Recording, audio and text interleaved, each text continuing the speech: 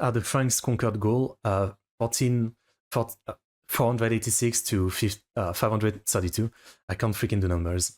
AD. So yeah, I guess this might be. I know about Gaul from like Asterix and Obelix, which are like, it's like a French comic bande dessinée series. There's a lot of like animation, game stuff like that about it. And I guess it was supposed to be about like, the Gaul, I believe, and the Saxon, which Saxony is a state of Germany, right? So yeah, let's learn about that. I guess that could be interesting. By the channel, Schrodinger's Moose.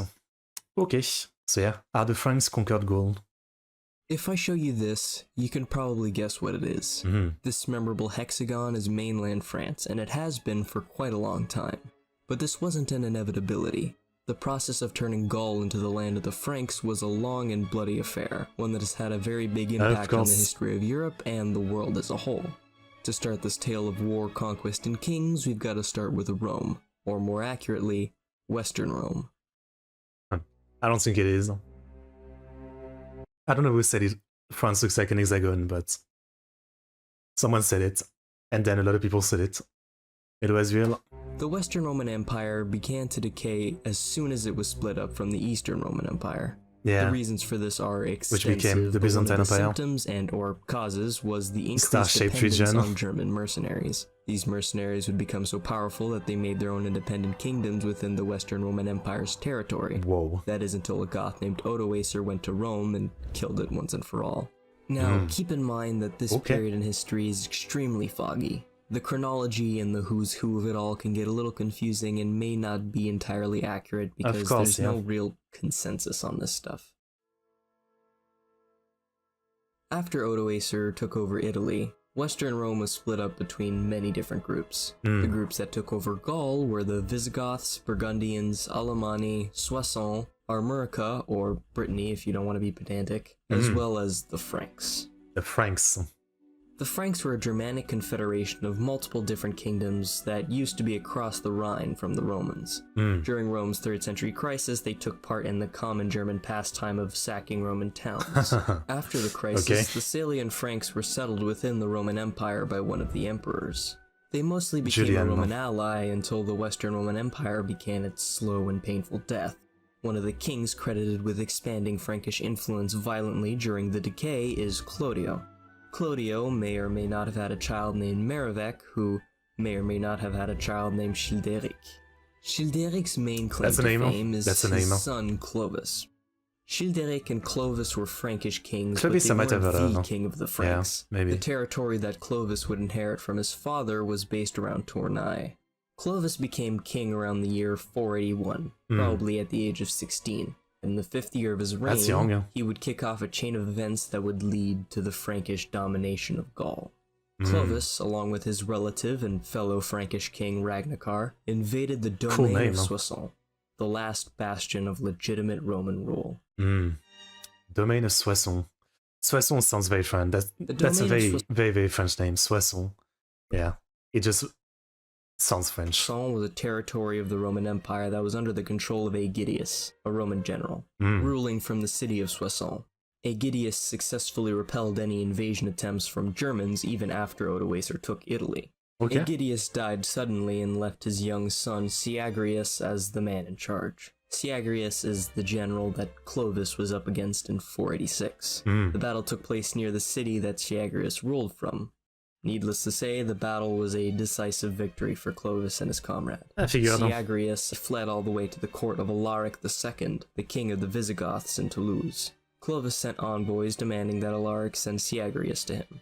Alaric didn't want to be enemies with the man who defeated the Romans that the Visigoths were having such a hard time fighting, so Alaric complied. Clovis imprisoned Syagrius in an unknown location. Clovis may have successfully invaded Soissons, but subjugating it was a different matter entirely. That's the problem. It took years to completely subjugate northern Gaul, but when Clovis was completely sure of his position, he quietly executed Syagrius. Now this is where the fogginess makes things very, very confusing. Gregory of Tours, one of the sources we have for Clovis's reign, claims that Clovis then invaded and subjugated the Thuringians. This is highly unlikely for a few reasons. Seeing as this episode in Clovis's reign has so many questions, I'm going to say that Clovis won a victory against an unknown tribe and increased his sphere of influence, but not the border of his territory. What did expand Clovis's territory was his war against the Alemanni. Okay, so many names I've never heard of before. The Alemanni were another confederation of Germanic peoples. They had battles with many Roman emperors, and they even invaded Italy at least twice. Like most German tribes, the invading Huns pushed them to invade Rome and carve out a sizable chunk of land for themselves in Gaul. There was a lot of tension between the Franks and Alemanni, but the specifics of the skirmishes and battles between them are hardly known. What we can be sure of is that there was at least one war where Clovis and the king of the Ripuarian Franks, Sigebert, were personally involved. The Franks won this war, but Sigebert got shot in the knee or the foot in the process. Sigebert did get the epithet the lame after this. This wasn't an insult, but it's literally because he was lame in one leg. This wouldn't be the last time that the Franks were to deal with the Alemanni, but this would be the last time that Clovis would be personally involved. Not the last time he'd be involved in a war, though. Soon after this, Clovis would receive an envoy from a sub-king, the sub-king of Burgundy. Burgundy. The Burgundians were another Germanic people that came from across the Rhine. After supporting a failed usurper for the Roman imperial throne, the Burgundians were allowed to settle within the Roman territory on the Rhine. Gunther attempted to expand further in Gaul, but got absolutely destroyed by Hunnic mercenaries working for the Western Roman army. Eventually they were allowed to settle again, but this time they were settled around Lake Geneva as a buffer against the Alemanni. The leader that they settled under was Gundiac. The Burgundian king established the territory that made up the kingdom of the Burgundians. After he died, his brother became king for a brief period before he died as well, leaving the territory to Gundiac's sons, Gundamar, Chilperic, Gundabad, and Godigisel. I am probably butchering all those names, but I've probably been butchering every single name so far, so why stop now? Gundamar disappears from our sources, so I won't talk about him. Gundabad murders Chilperic. I'm sad they never survived this kind of names. I mean, I never went to school with anyone with any kind of names like this. Gundabad, Godigisel. That would have been pretty good, yeah. Exiles his two daughters, though. One of those daughters is Clotilde, the future saint and wife of Clovis. Anyway, about that sub-king. The sub-king was Godigisel. Godigisel wished for assistance against his last remaining brother, Gundabad. Clovis agreed. They planned a day for the battle, and when the time came, Clovis marched his army towards his wife's homeland. Gundabad didn't know about the plot, and so he asked his brother for assistance against this oncoming force. When they all met, Godigisel switched sides as planned, and Gundabad's army got absolutely pummeled. Gundabad fled to a fortified city where Clovis had begun a long siege. Godigisel, on the other hand, went to Vienne to claim his territory. But Gundabad wasn't done yet. Clovis eventually lifted the siege before even getting Gundabad. According to Gregory, this was due to Gundabad's cunning servant convincing Clovis to make a deal. The defeated king was to pay a tribute to Clovis for the rest of his life. When time came to pay the tribute, he didn't. Of course. Instead, he organized a whole new army, and he then attacked his brother. Despite his efforts, he couldn't hold the besieging forces back. They found Godigisel and killed him. He then reclaimed his throne. Despite Gundabad's recovery, Europeans found it difficult to ignore Clovis's victory.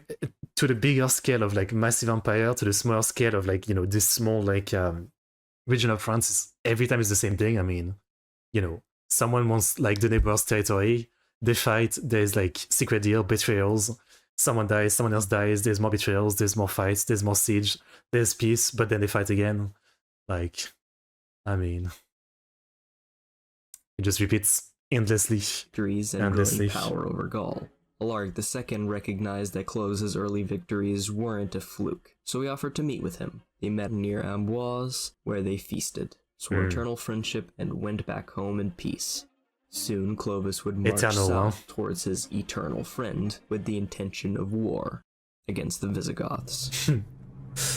How many times throughout history has eternal friendship been sworn? The Visigoths were a Gothic tribe of people who split up from the Ostrogoths. The Goths played a vital role during Rome's 3rd century crisis, and like the Alemanni, the Huns are the ones that pushed them into Rome. They mostly fought with the Eastern Roman Empire until Alaric I pushed into Western Rome. Also, like the Alemanni, they invaded Italy. The Visigoths then settled in southern Gaul and slowly expanded into Spain and more of southern Gaul.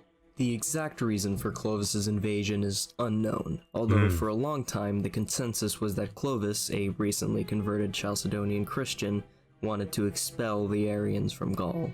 It's very likely that this reason was given later or given as a justification to make this war a righteous one. Some sources lead historians to believe it was a financial issue, and some contemporary sources say that the war started as a petty conflict. Whatever the cause, the confrontation between the armies of both powerful Germanic kings happened near Poitiers. Clovis almost died in the battle, but he still came out victorious, not only winning the war, but killing Alaric. Clovis then sent his son Theodoric further south to subjugate as much territory as he possibly could.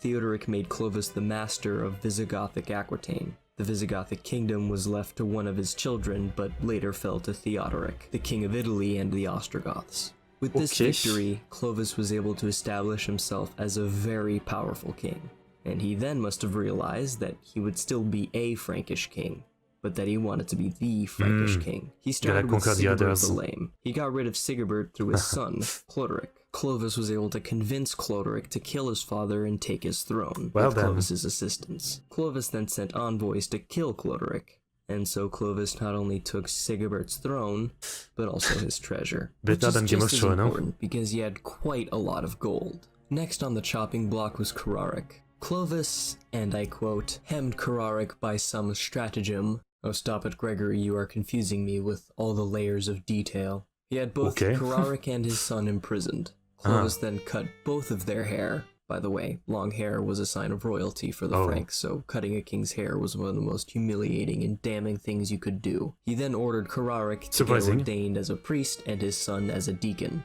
And the soon-to-be deacon basically threatened to regrow his hair and kill Clovis. Clovis responded by getting them both decapitated. Now on to the last Frankish royals. I was gonna say, how do you prevent him from not growing his hair again? I mean, decapitate him. That explains it. I should have thought of it. Ragnacar was already disliked by his subjects, and so Clovis started by bribing some of Ragnacar's troops in gilded bronze. He then marched his now massive army towards Ragnacar. When Ragnacar was expectedly beaten, his brother Rickar was also caught. Clovis then personally split both of their heads open with an axe. By the time people realized that their bribes weren't actually gold, Clovis relayed to them that they were lucky they still had their lives, and they promptly stopped complaining. Clovis now held all Frankish territory. Shortly after purging any possible Frank that could attempt to seize his throne, I'm surprised he even bothered with the last few little parts. I mean, he already had such a big kingdom and probably such a big army. I'm surprised he bothered with this kind of behind the scene treachery and all that, when he could have just occupied the place and be like, yeah, you don't have a choice, either you come under me or you're done. But no, he still keeps doing some backdoor deal. Interesting. He conveniently passed away in Paris, which is where he was also buried. Keep in mind that when the purge of the Frankish kings happened is heavily debated. It may have happened after his victory against Syagrius or the Alemanni, but this is the chronology Gregory goes with, and making the expansion and purge happen at separate times rather than switching back and forth makes things easier to understand. Throughout this whole saga, I didn't discuss the religious aspects of his life, and considering the fact that he is a saint, there is a lot there. But we're talking about the conquest, so that can be a story for another time. As much as the death of Clovis could put a nice bow on this video, you may notice a big kingdom that still hasn't been conquered. Yeah, there's a chunk. What it may seem, Burgundy also on the left, there's another chunk. He was also quite the force to be reckoned with. Thankfully, Clovis's children would deal with that. The next generation. Clovis had 4 living sons by the time. Which usually is not how it goes, right? Like, usually the sons fight among each other, and usually they're not as good as the dad, and then everything goes to shit, usually. Of his death. Theodoric, who I've mentioned before, and is the only son that isn't between Clovis and his wife Clotilde. No one knows who his true mother is. The other 3 are Clodomir, Childebert, and Clothar. Now enjoy the simplicity of this map for a moment. All territory of Clovis. Maybe a little inaccurate, but in my defense, it's literally impossible to make one that's completely accurate. I mean, yeah. Now look at this one. Finding exactly which territory each son took is frankly impossible, but this is the best I could come up with based on my research. The first few years of their reign was spent consolidating their power and doing things that weren't interesting enough to write down. What was written down was an invasion into Theodoric's territory by a Danish king, Hygelac. Theodoric sent his son Theudebert to retaliate, killing Hygelac as they attempted to retreat. Theodoric also attacked a Thuringian king, Boderic, after the Thuringian king Hermanfrid offered to split the territory. Why Rick?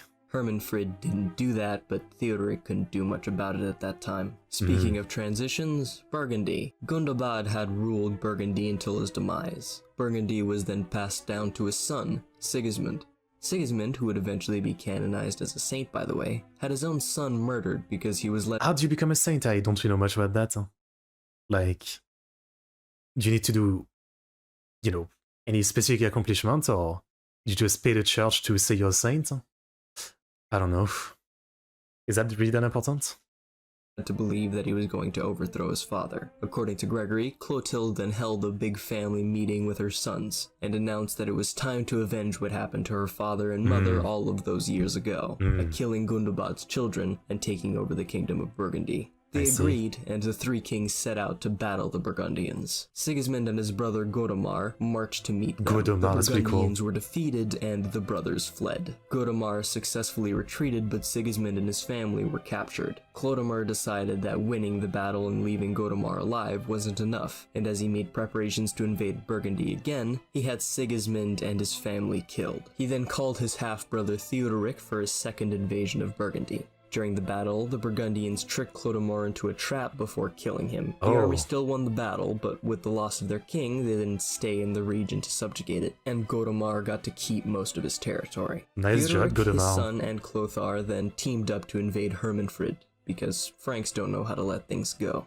This war caused a series of events that don't actually have anything to do with the Frankish conquest of Gaul, so I'll leave that as a story for another video. 10 years after Clodomir's death, Clothar and Childebert decided to invade Burgundy again. The reason for this was because the Burgundians' ally, the Ostrogothic kingdom, was having a succession crisis and was distracted.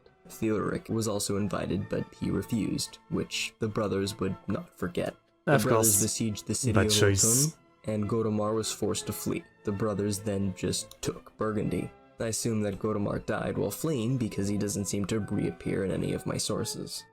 And so that's it. Burgundy is now part of Frankish territory, Very and nice. the Franks are the masters of Gaul. Of course, they're still Brittany, but that's a whole other thing. Yeah. As much as I'd love to talk about what Theodoric did while his brothers were invading Burgundy, I've gotta end this somewhere. But if you want me to continue the story of Clovis's dynasty, also known as the Merovingian dynasty, then please tell me in the comments. In the meantime, I'll be making a less edited video talking about some facts or cool stories that I skipped for one of many reasons during this video. That's it for now. Yeah, interesting. I mean, as I said before, like, I know so little about French history, despite being French.